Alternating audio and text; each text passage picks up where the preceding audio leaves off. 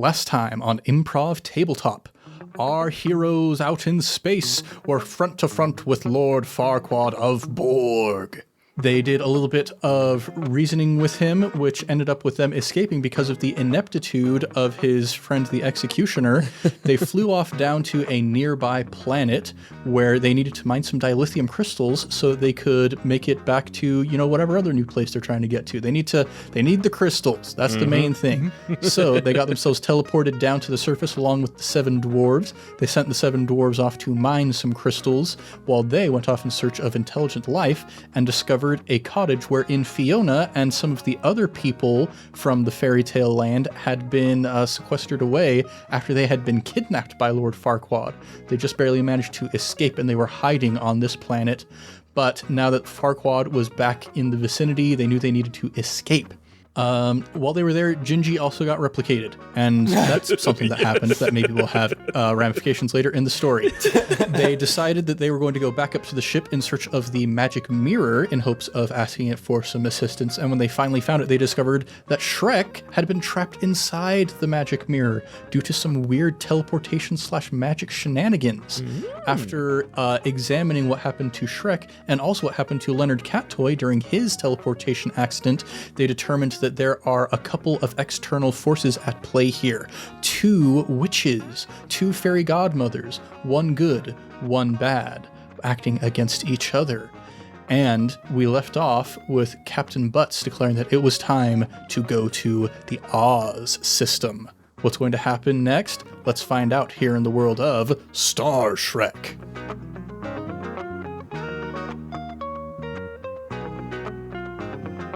What's shaking, everybody? You're listening to Improv Tabletop, the Fate RPG actual play where we make up everything on the spot. I'm Ned Wilcock, your host and GM, and today I'm joined by... Christian Randall, your captain. Connor Wood, set your phasers to fun!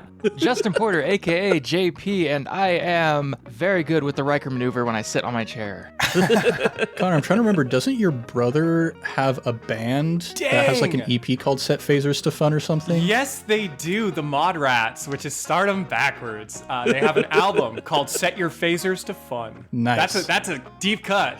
Kudos, man. Yeah, and their hit song, Let Me Be Your Jonathan Frakes, I think is what it's called. I'm pretty sure. You know their discography better than me. I know E Minor Battle is a good one. Nice.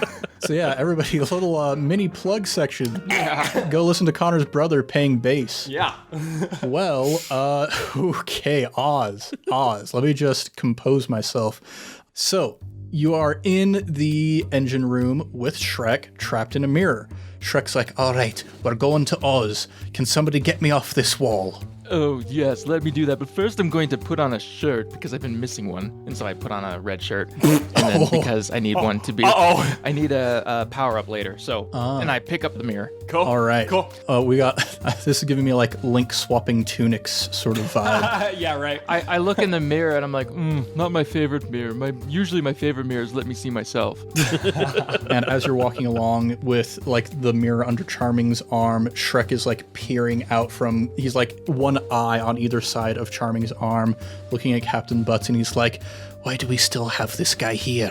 We've always got to have a few people to pick up the slack. Well, some people are going to be needing to pick up the slack that he's causing, but, as long as he's alive and we've got him here, he's wearing a red shirt now. We can use him for bait one of these days, maybe. And let's not forget there's strength in numbers, I say, putting my arm around Leonard Cattoy, who immediately gets into a cat fight with me. I would like to try and, once we get up to the bridge, I'd like to try and mount Shrek's mirror into the console so that I know we really can't do much travel because of the lack of dilithium crystals, but with the power of Shrek, we should be able to jump to Oz. Shrek does have a lot of power. That is known. Yeah, so you put Shrek into the console, and he's looking around. He's like, all my friends are here. We got Gingy, we got Donkey. Is Fiona nearby? Yeah, let's go over the loudspeaker. Calling Fiona to bridge. Fiona to bridge. And as you're waiting for that, you hear the transporter kind of whir up in the corner. And I'm going to roll to see how many of the remaining 7 dwarves survive. One dwarf appears on the teleportation path. Oh no! Snow White and the dwarf. What? Snow White and the single dwarf. Snow White and the one dwarf. Which one was it? Which one lived? That's important. Yeah. He is furious. He is livid. He comes stepping out of the teleport and he's like, "You send us down there to die and leave our bodies behind on foreign planet soil. Here's your dilithium crystals, you barnacles." And he tosses a big old bag full of crystals in front of you. I go, "It's part of the job. We don't leave anyone behind. Anyway, bacon?" And I hold up a thing of bacon. Oh boy. Hey, Captain, is it just me or does this guy seem a little grumpy? Shrek glances over at him and glances back to you and says, "Just put him in the holodeck. He'll be fine. He'll get over it." Cool. I'm gonna send Leonard Cattoy to set up some games and activities for him in the holodeck so he can calm down. All right. And as he enters into the holodeck, Fiona comes walking out of the holodeck and she sees the magic mirror. Her eyes are wide. She goes rushing over and Captain Butz, you see Fiona start like making out with the mirror right in front of you. I reach over and I grab the visor off of, I believe we established Pinocchio. It was the blind mice. Oh, it was the blind mice. Yeah. Great. I grabbed 2 of their visors and I put them over each eye to cover it up so I don't have to see it. And after they finish up their reunion, Shrek turns towards you and says, "All right, well, you're the captain now. We've got the crystals. What should we do?" Follow the yellow brick road. Charting the yellow brick road system. All right. I think we can get warp factor 9. Ooh, some high quality crystals. Yes. Distinkium. All right, yeah. So you feel the warp drive, the hyper warp drive start to and you shoot through space. And while you're on your way to the Oz system, there's a lot of crazy stuff that's been happening here. We've touched base internally with Captain Butz already, kind of remembering his experiences with Captain Shrek. Leonard Cattoy / William Catner. Mm-hmm. I suppose that with this recent sort of remembering of that experience you had, that transporter accident, let's go back in time to before the transporter accident. What were you like before that happened? Leonard Catner was a simple cat who was focused. He had everything together, including his entire self, and he was completely separated from any of the influences or temptation of catnip. He dabbled in the nip back before his time with the Federation Moderation, whatever, the Starfleet, and Shrek gave him the onion speech, and then he never touched catnip again. He never touched the stuff. So, yeah, Captain Shrek really turned his 8 lives he had left back around. Yeah, and after your ceremony of being fully inaugurated into Starfleet, I don't know if that's the right term. That sounds about right. Yeah, you've got your new uniform that you're wearing, a little badge on your chest, and Shrek is with you. He's like kind of pulled you aside after sort of the after party thing where all of the new recruits were getting inaugurated into Starfleet, and he's pulled you off and he's like, well, you finally made it off the catnip. That I did, Captain, and I could not have done it without your inspiring analyzation of layers and how cats, too, can be like onions. Captain, I will take this to my inevitably watery grave. You have my word. And I will take this moment to my inevitably vacuous, cold, out in space grave. And I'm sure that later on, when things get dicey in the future, that catnip thing is never going to come back up. I absolutely agree. This will not be a problem for me or anyone else who may be important to my life later on. Yes, you know, I'm thinking back to that speech that you gave out in front of the rest of the recruits, talking about the passion that you felt for Starfleet. Yes, the passion that I used to only have for catnip. Now, I am inspired to explore. I am inspired to colonize, but in a healthy way. Yes, I love Starfleet. It represents everything I was not before joining. And now I am an explorer who is focused and sober. Yes, back in the day when you were just a little scramp out there on the streets, just completely covered in your own feces. Yep. head to tail in the feces. That was part of the catnip. For those of you who are not familiar with long-term catnip usage, head to tail. Well, friend, I'm glad that you're here. I'm glad that you're put together. As am I, and I'm glad that you are three-dimensional. Would you like to scratch me behind the ears? It's an honor among my people. And as he scratches you behind the ears, you come back to the present moment. And how is William Catner / Leonard Cattoy handling all of the stress that's coming up from this crazy stuff? So we both just kind of hopped out of this memory, purring a little bit to ourselves, and we're kind of scratching for something. I don't know quite what it is, but I just feel like something's missing, either from my diet or my system. Mm-hmm. I don't know. Just feel like something besides just half of myself being gone is not there. I think I kind of need some catnip. Yeah, I'm going to offer you a compel for your trouble. I'm missing something. Oh. There's a greenhouse on one of these decks. You need an oxygen farm, as it were. Yeah. How does compel work? So if you act upon your trouble here in a way that might be a little bit not great for you, then you would get a free fate point for doing that. Well, Captain, I need to use the little kitten's room. This is apropos of nothing. Doot, doot, doot, doot, doot. I toddle off. I'm going towards the greenhouse, not the bathroom. Sorry, guys. And just so you know, every time somebody says captain now, I hesitate and I look over to the portrait of Shrek, and then I look back and I'm in turmoil. Poor guy. Captain Seymour Butz is having a weird day. Yeah, we're all having a weird day. True. I mean, we've got Prince Charming as well, who apparently there's stuff your mother has become involved with this situation. Yeah. When do you think was the moment that you realized that maybe your mom wasn't the greatest person? Well, I'm going to do a captain's log. This is a previous captain's log. Yes. Officer Charming log, stardate January 7th, 2001. That's the first time we've canonized time. That rules. Space January. Space January. In my efforts to become Mr. Universe, I decided to join Starfleet. It seems that my mom may not be the person that she wanted. She always treats me like her little charming, but I don't think that this is going to work out. I think that she's not actually who she says she is, and I want to be a better person. So I joined Starfleet, and I aced all my exams and everything and got the red shirt because it looks better than the blue shirt. Although the blue does go with my eyes, but red is more of a power situation, so I'm just going to stick with the red shirt.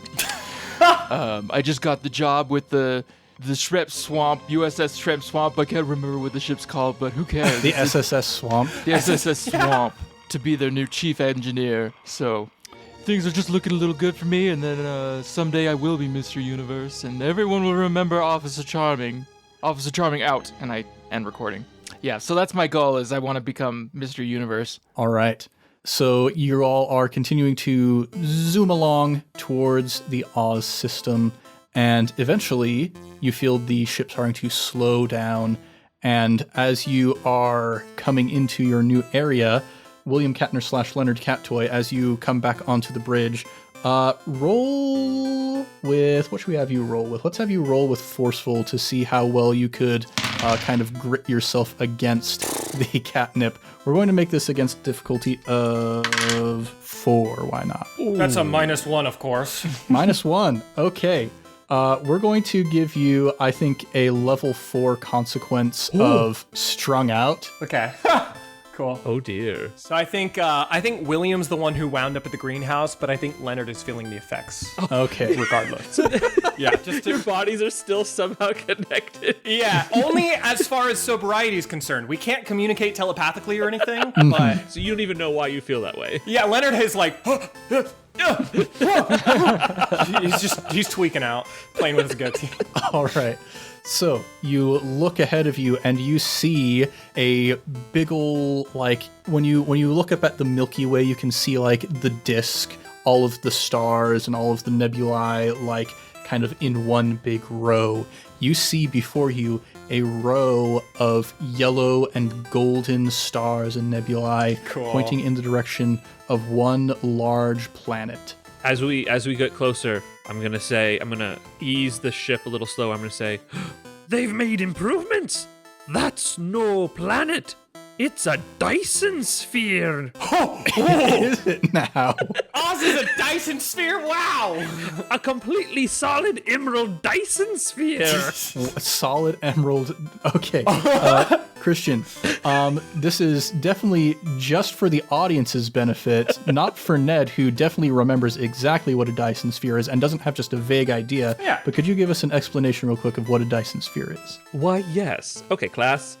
Dyson sphere is a theoretical megastructure that encompasses a star. Like, for us, if we were to build a Dyson sphere, we would completely encompass the sun to capture all of its energy and utilize 100% of the energy available in the solar system. So we could become like a super civilization. So you would basically cut off the light and capture all of it and pump that energy to wherever the civilization needs it. It's like putting your planet in a super house. Yeah, It's great. It's ridiculous and, very much hypothetical, and who knows how it would work. Basically, for simplified terms, think of putting a bunch of solar panels really close to the sun, completely surrounding it, and then plugging in Earth. Yeah. Plugging Earth into the sun. Plug it in. It's super simple technology. Yeah. We'll get there. Next couple of years. I feel like now a rainbow washes over the screen. The more you know. Yeah. You see this emerald sphere ahead of you with this yellow road leading up to it. All right, Captain, full speed ahead. Whoa! We all jump backwards, and I do like the like if you ever watch the old Star Trek, and they all like when something hits the ship, they all like jump and they like Yeah. I do like a somersault. It's like when Power Rangers take damage. Yeah. It's so good. If you use a stabilizer on the camera, though, we're all just standing there flailing. Yeah. So, yeah, you go full speed ahead in the direction of this Dyson sphere. That was an order directly from the catnip. No! Watch out for traffic! Yeah, so I'm going to have you roll with Quick to see if you can sort of thread the needle. You see that there is like a big sort of port entrance into the Dyson sphere. Let's see if you can manage to fly through without just crashing the ship into the side of the Dyson sphere. Let's see. Oh, dang, that is a +6. Yeah. Some people can drive better when they're on catnip, I've heard. I guess so. That's another side effect. Yeah, so you go shooting exactly through the entryway, and you can see, like, as you're approaching, there's a little welcoming party, a bunch of munchkins in, like, mech suits, and they've got, like, balloons and a big old cake, and they're all like, "We welcome you to the Oz Guild," and you just go shooting right past them. As I'm holding on to like one of the control boards, I'm just like, Captain, I suggest that we stop and use the transporter instead of crashing into the planet. Wonderful idea, Charming! Hit the brakes! I slam those brakes. I slam them like there's no tomorrow. All right. We all hit the windshield. Yeah, I'm going to need everybody to roll to overcome with forceful, or roll to defend with forceful, I guess, as you slam into the windshield. Defend. I'm going to roll for the attack of the force of the ship itself. Oh, I got a +3. -1 over here. I got a +2, but I'm thinking about using Hungry Like the Wharf to eat the hit.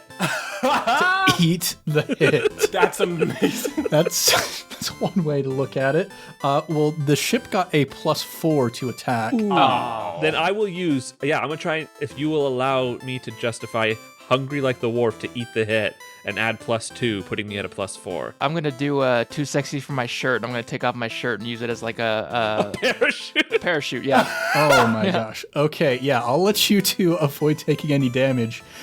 Leonard Cattoy / William Catner, that would be 5 stress that you would take. Oh my. Would you like to use a fate point to reroll me? I think I'd really like that. Yeah, so I forgot to add the one I got from...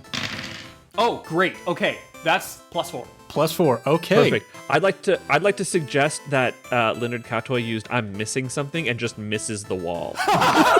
That's what I do. It's like in Hitchhiker's Guide. The way you fly is throwing yourself at the ground and missing. Yes. My favorite Star Trek movie, I will remind everybody. Yeah. So, yeah, cats always land on their feet. You take no damage. None of you take any damage from this slamming of the brakes. So, Yes, you come to like a sort of gentle hovering orbit within the Dyson sphere, and you see at the very, very center a big old star, a big old green emerald star. I go over and I scan. I go to the station with that Spock usually sits, and he has like the thing that like shoots like blue light right into his eyes. I start looking into it. I'm like, Captain, I'm scanning. All right, roll to overcome with clever. What kind of information in particular are you trying to pick up? Just what it is, if it's good or bad, I guess. I don't know, but I got a +1. +1. All right. So, yeah, this Dyson sphere, they're capturing the energy from the Emerald Sun in order to kind of hyper concentrate the energy supply to a civilization. Christian, with a Dyson sphere, would the planet be inside the sphere or outside the sphere? Either one, you could be inside the sphere and harnessing it, or you could just live on the exterior of the sphere. So if the Dyson sphere was like a totally affordable thing, every planet would have one around it. Like that would be the quote-unquote ideal of utilizing the Dyson sphere. And they would all somehow be connected to transfer the energy. Yes, and they'd also have one like around the sun, which would be the primary one. Yeah, but we'll probably just put the entire system in one big sphere. Yeah, that works for me. You are scanning around, and you can see that there are 5 different planetoids all kind of swirling around inside of this Dyson sphere, and the energy is being pumped in towards them.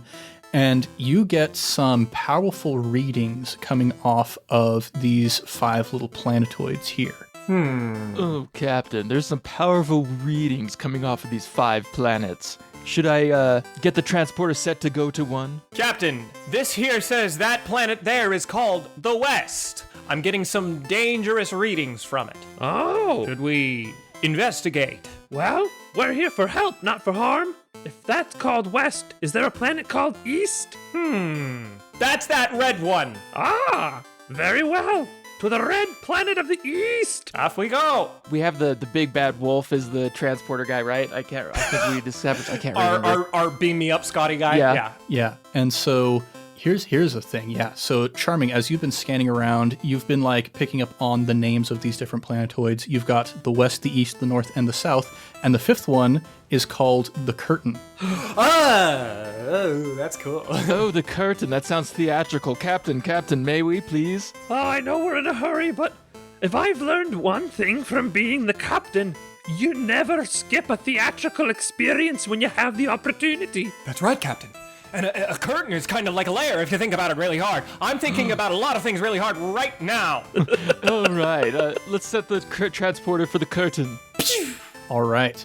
You teleport down to the surface of this planetoid, and you discover that, in fact, the entire thing is surrounded with a curtain. Oh. Almost a Dyson sphere itself is surrounding this mini planetoid, and you see that there is an entrance. You walk over, and very Resident Evil style, there are 4 indentations on the surface of this lock. Of course. And you see one of them is in the shape of a heart. One is in the shape of a brain. One is in the shape of the nerve. It's getting cool in here. And the other is in the shape of a pair of ruby slippers. Well, I know a video game puzzle when I see one, Captain. I think we have to go to the other planets to unlock the curtain. I think you're right. Or we could just try. Hang on. And I really quickly get in my spacesuit and I use my little cat claws and just on the curtain. On all 4 of them, you just spread out. Yeah. You're trying to tear through the curtain. With little tiny cat claws. Oh, let me try something, Captain. I think I know how to solve this puzzle. And I just walk up confidently to the door that has a brain, and I crack my knuckles and I just knock on the door. That's it. I just knock. And you hear a voice booming from inside. Do not pay attention to the man behind the curtain. That's about what I expected. Should we go find a brain, slippers, heart, and a nerve? Nerve? The nerve, yeah. Ah, yes. Is that like a little tiny bump, like on your tongue or something? It looks like the nerve, you know? Cool. Yeah, the nerve. If they only had the nerve. I even get that one. The nerve. Okay. Captain, which of these 4 are we going to first? I think these all have little keys. Well, these look like ruby slippers to me. I say we go red first, get the slippers, and we'll just go clockwise. To the east! Yeah, so you go to the east, and you teleport onto this planet, And looking around, it's a very jovial, very happy sort of planet. There's bubbles everywhere. There's giant flowers as tall as trees all around you. Captain, is this real?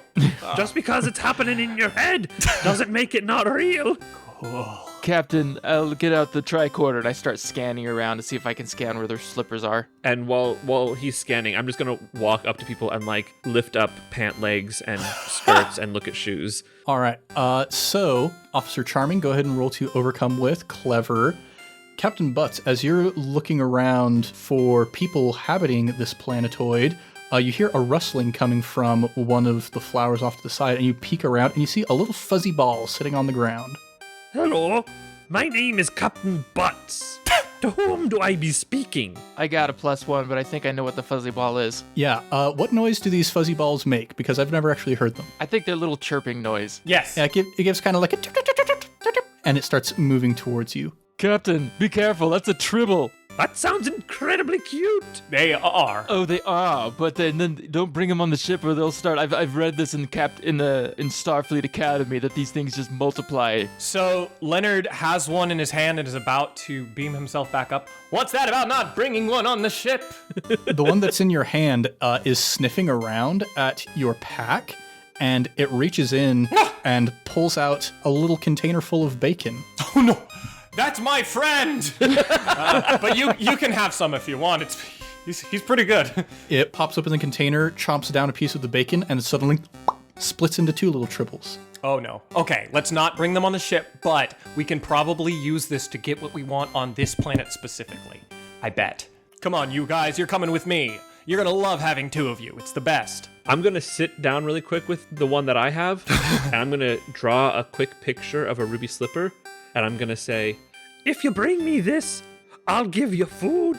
And then I give the one that I have like I have like a thermos of hot soup, and I just like pour it on it so it becomes a lot with that instruction. Okay, real quick, JP, what'd you roll on your clever check? I got a 1. A 1?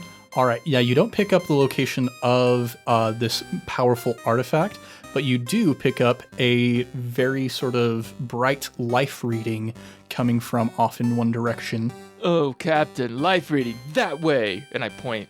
We should proceed with caution. All right, everyone, behind me. So now I guess it's us three and a bunch of tribbles. I love how the shortest one is the one in front, and the captain. That's true Star Trek fashion. Why is the captain the one who's on the planet? I'm gonna hop on his shoulders, one me per shoulder, and we're going to town we're making biscuits for the road. Yeah, so you stand and you like look off in that direction and you feel around your ankles this moving, and you look down and you see there are 19 tribbles Yeah, there are. from all of the soup that you just fed, and they're kind of swarming around you, and they're also moving off in that direction. Good. Oh dear. All right, we seem to be moving in the right direction.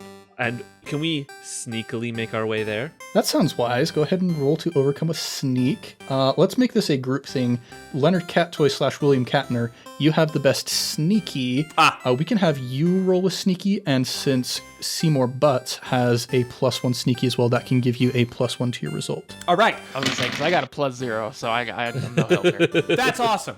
I got a 2. 2. Okay, so you start sneaking your way along, and eventually you find your way to what looks like a big bubble blowing machine. Oh dear. The thing that is creating all of the bubbles floating around here. You see one of the tribbles like leaps up into the bubble wand right as it's blowing, and it gets caught in a little bubble and starts spiraling around. And you hear a little sort of coming from the bubble baking machine. I'm going to roll with clever to see if anybody notices you. You appear to have gone unnoticed. Ooh. Dang. I'm assuming we should keep it that way. What if we just send the trebles in to see how they do?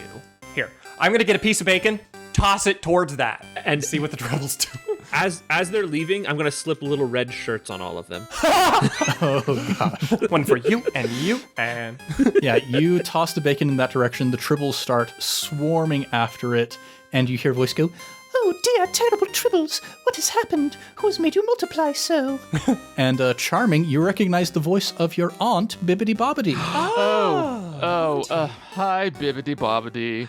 It's me, Charming Warming. Oh, Charming, It's been so long since I've seen you, ever since your mother's, well, not a funeral, because I think she just kind of kapoofed out of existence, so we just had a memorial service. It's been so long since I've seen you. Come here. And she grabs your cheeks and starts pinching them. Since it's been so long since I've seen you, do you have a present for me? Of course I do. Where's my gift? She reaches into her purse and pulls out a crisp $50 bill and hands it to you. Oh, thank you. And I just pocket it. U.S. currency. Yeah, Yes.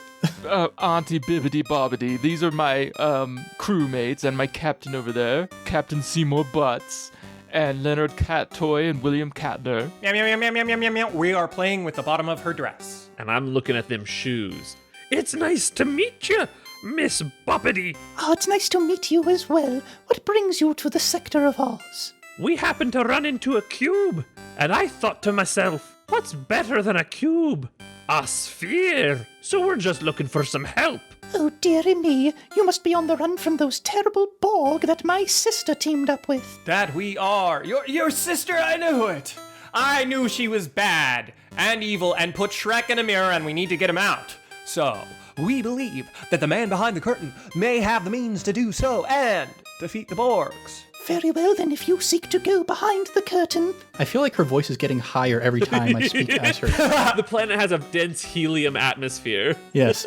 Very well, if you wish to go behind the curtain, you're going to need these. And she slips off her ruby slippers and hands them over to you. But I warn you, the other artifacts... But I warn you, the other artifacts on the other planetoids will not be so easy to get. Can you give us any sort of heads up as to what to expect? I'm trying on the shoes to see if they fit. Of course they are. Roll just a luck check to see if they fit.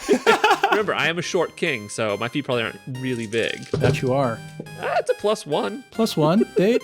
If you take your lifts out of the boots that you're currently wearing and put them into these, then they will fit. Are these red slippers, do they have a heel? They do have a heel. Okay, then I'll take the lifts out. Nice. Okay. Looking great, Captain. Don't get too used to them, though, because they are keys. Bibbidi Bobbidi, we thank you for your assistance. You said the next few puzzle pieces will be rather difficult to find. Is there anything we need to know before advancing on our quest? Yes, my sister, the fairy godmother, the Wicked Witch of the West, placed guardians over the 3 artifacts that you seek. Guardians which represent the opposite of the virtue which lie behind them. Guarding the nerve is the spirit of fear. Guarding the heart, the spirit of enmity and hatred. Guarding the brain, the spirit of ignorance. You will need to defeat all of these in order to gain that which you seek. This sounds pretty hard. Luckily, I am high as a kite. What? Oh, speaking of which, Auntie, can I go in and get some Funyuns? Of course, I always keep them. I've got the spicy queso version. It's new, just for you. Oh, thank you, Auntie. And I go into the house, get the Funyuns, come and give them back to William. This is exactly what I needed. Ever since, Shrek disappeared, I've been acting as Leonard and William's sponsor. So I pull out a little booklet and I'm like, now, William, or is it Leonard? Who, no, we're not trying to shame here, but who fell off the wagon? That would be... And they both fall over. They're sobering up. Don't worry, Captain. I know how to get them on the ship, and I reach into my pack. I'm holding a bag or whatever, and I get out the cat toy with the stick and the little fuzzball at the end. Oh, we shoot up and our eyes are like... This way, kitties. And I just take it. Let's get back to the ship. Or get to the next planet, whichever way we're going. All right. We are like puppets on a string. All right. You teleport back up onto the ship. Real quick, Officer Charming, roll with Clever to see if you notice something. Uh-oh. Uh-oh. I got a +1. +1. All right. I'm going to make a sneaky roll over here on my end. Oh, no. That's a +2. Oh. So what you don't notice is the little fuzzball on the end of the string pops off and goes chirping off into a corner. Here on the SSS Swamp. That won't come back to bite us or anything. Yeah, that's probably fine. That's normal. When we get back to the ship, the first thing I do is I kind of do a jump back, and I'm like, whew, because I see the gingerbread copy kind of just standing stoically in the corner, not moving. And I'm like, oh, I forgot about that. Hey, we need to be beamed down to the other 3 planetoids. I vote we conquer fear right now while I'm coming out of my catnip high. This feels like a good time to conquer fear. I've got your back, buddy. You know I'm here to support you. Thank you, Captain Butz. You're welcome. All right. So you teleport down to the south planetoid. And on this planetoid, you can see a world corrupted. A place that formerly was full of brave, proud fauna, all of it withered and stunted at this point. You look around you and you see a bunch of what look like they could be lions, bold and noble, but instead emaciated and withered, all of them kind of staring at you with baleful, glowing yellow eyes and skittering off into the wilderness as you approach. So this is what I come from. I like where I'm at much more than these poor souls. Me taking a good deep breath and see if we can smell the scent of fear. All right. Go ahead and roll with clever then, let's say. Yeah. Okay. Oh, dang. That is +4. Nice. Yes, you definitely smell it. And you kind of point it out to your friends and you're like, yes, smell in that direction. And what you smell, Leonard/William, is perhaps a little bit of feces-soaked fur off in that direction. Oh, no. But the other two of you, you don't smell that. I reckon that what Officer Charming probably smells would be his mother's perfume. Oh. And what Captain Butz would smell would maybe be, I don't know, abandonment? the lack of smells? I get a strong scent of Shrek going out to, pick up milk and never coming back. No. So, yeah, you're all smelling a different thing coming from off in the distance. And I get out my tricorder and I start scanning. Mommy, are you over there? I feel fear. Yes, and in response to that, you all hear a voice emanating back towards you. Officer Charming, the voice you hear says, "Oh yes, dear son, why don't you come give Mummy a hug?" But Leonard Cattoy, what you hear is your own voice saying, "Oh please, just one more hit, that's all I need." Captain Butz, I guess you hear a closing door followed by silence. I'm over the corner, just like wide-eyed and kind of shaking. Let's be bold, team. Phases to stun. Will you hold my hand? Yes. So yeah, little paw in hand, and I'm holding Leonard on my right hand. And then I'll hold Charming's hand in my other hand. Come on, guys, let's go. And you start skipping in unison in direction. I start kind of under my breath. I'm going, catnip, abandonment, mommy issues, oh my! Catnip, abandonment, mommy issues, oh my! Oh, Captain, I know what can help here. We need some help. And I get out my Discman and I play I Need a Hero. All right. Yes. So yeah, as you begin approaching, you don't see the creature that you're looking for, but you hear rustling coming from all of the emaciated plants around you. I have created a 6 clock for the spirit of fear. Ooh. So it is up to you guys how you want to try and overcome the spirit of fear. I got my phasers. I would like to hold the paw in one hand and the hand in the other, and I would like to. I may not be a Vulcan, but they are my, brothers. So I would like to try and use a bit of logic to say, this isn't real. This isn't real. All right, go ahead and roll to overcome with. Well, let's have you roll to attack with clever. All right. Cool. I would like to use my aspect, Drizzt but Romulan. I would like to re-roll because I got a 0. I got 3 minuses on the dice. That is bad. There we go. That's a 5. 5. Very nice. Yes, the Spirit of Fear, this is the second planet that you are trying to conquer, so the difficulty is 2 for these. With a roll of 5, that is 3 ticks on the 6 clock. Ooh, okay. You are looking around, you're listening every direction, just thinking like, which way did Shrek go? And you realize, wait a second, Shrek is back on the ship. and you see one of the trees, the tree nearest to you, starts to kind of fill back out, a little bit of color returning to its leaves. There we go. Cool. We can overcome this together.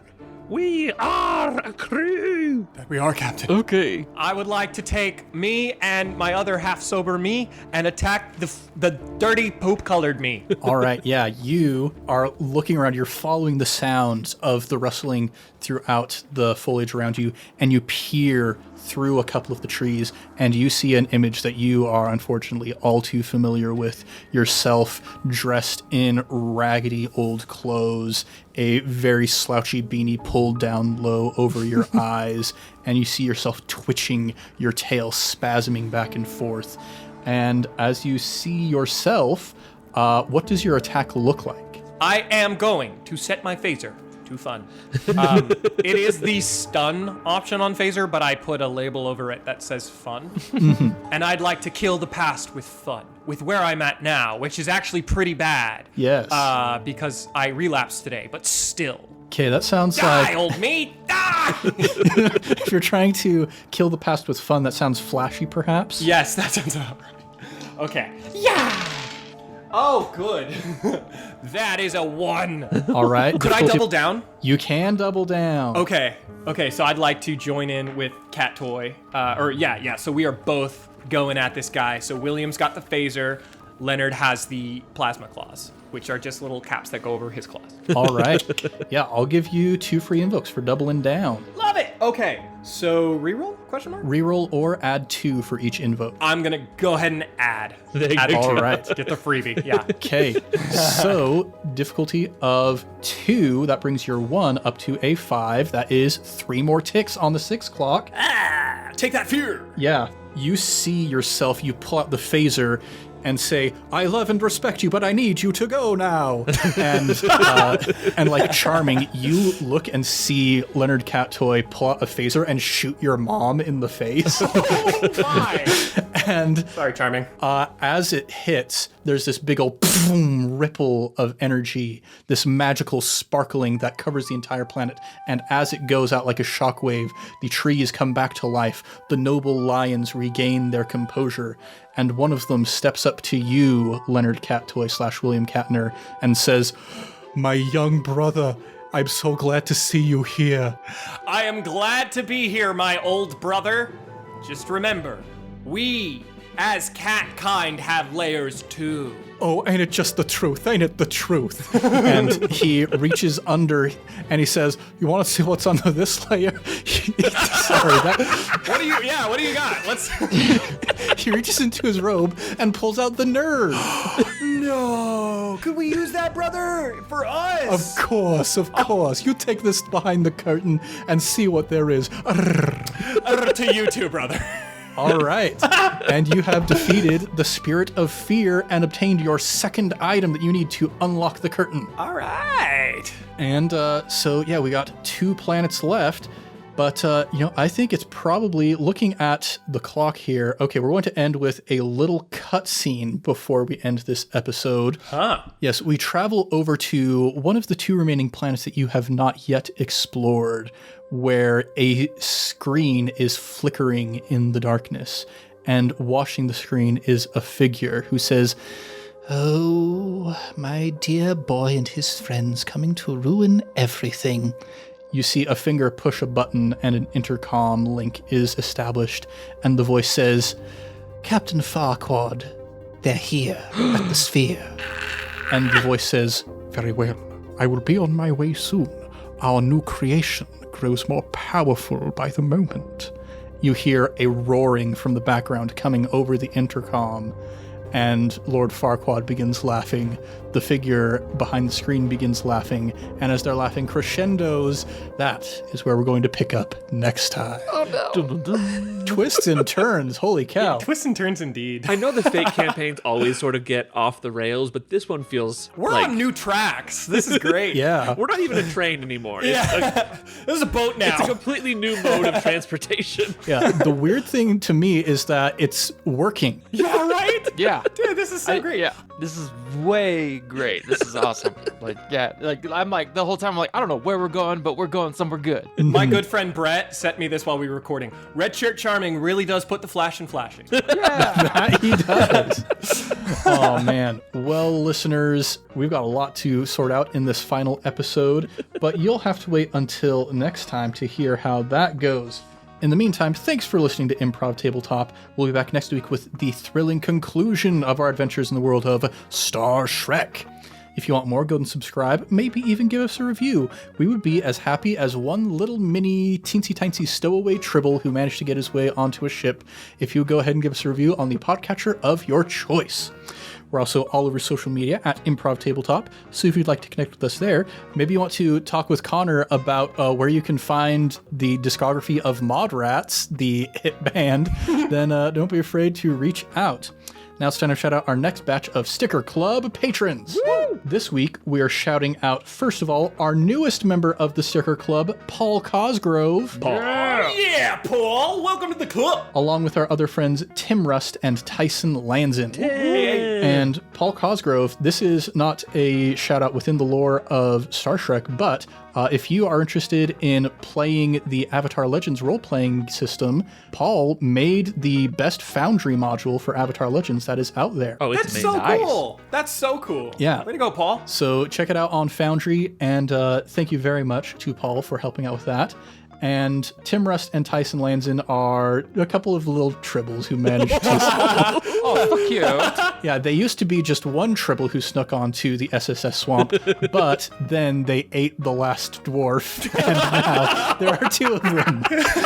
So Tim Rust and Tyson Lanzin have fun just wreaking havoc roughshod all over the SSS swamp while these guys are trying to solve the puzzle. We'll have more Sticker Club patrons to shout out next week, and if you, dear listener, want to join their ranks, consider joining our Patreon at patreon.com/improvtabletop, where you can also get things like Discord access, biennial sticker packs, and more, such as our current ongoing patron-exclusive campaign, Dumbledore's Delinquents. It's pretty good. Pretty good. Yeah. Not gonna lie. Pretty good. And another fun thing that you can get if you join our Patreon that has just started is our listeners have been asking me for cooking videos because I talk a lot about cooking on the Discord, and so I've started making them. They're legit. I watched one. They're legit. Yeah, after this, I'm going to go make an omelet and post that up there. So yeah, if you want to get some of those cooking videos, then consider joining our Patreon. It's a lot of fun over there. Now let's do a round of plugs. Connor, would you like to take that this time around? Oh, yeah. I would like to plug a book. Surprise, surprise. A book series called The Bobiverse, which reminds me quite a lot of Star Trek, and a lot of my recent Star Trek knowledge comes from that book referencing Star Trek. The Bobiverse is a great little sci-fi book that feels very much like an American sci-fi isekai. I know we toss around that word isekai quite a lot here in the show because it's a genre Christian and I like. That said, it's a ton of fun. It's like, what if we got this, 30-year-old and just cloned him a bunch and then had him be responsible for most of human civilization in the future? It's awesome. Lots of really fun space exploration stuff. There are Dyson spheres. There are the equivalent of Borgs. If you like sci-fi, check out We Are Legion, We Are Bob, and the Bobiverse series as a whole. Nice. Oh, and one more thing. This is a very timely plug. We often talk about our sister podcast, iCast Fireball. Last night, as of this recording, we finished recording the final battle of the campaign. Man. And big stuff happens in that episode. Holy cow. So excited. I'm really happy with it. I rolled quite possibly the best natural 20 that I've ever rolled in my life. Wow, That's you've dope. rolled some very good natural 20s, so I'm True. intrigued. Yeah. Yes. It's not going to be the final episode of the campaign. We are going to have a little epilogue, but holy cow, I'm very, very happy with how that turned out. So go check out iCast Fireball. Do it. Well, thanks everybody for joining us here in the world of Star Shrek. I'm Ned Wilcock, your host and GM, and I've been joined by... Christian Randall, very afraid. Conrad Woodard, recovering catnip user. Justin Porter, a.k.a. JP, and he's boldly going where no one has gone before. Much love and stuff, everybody. We'll catch you next time on Improv Tabletop.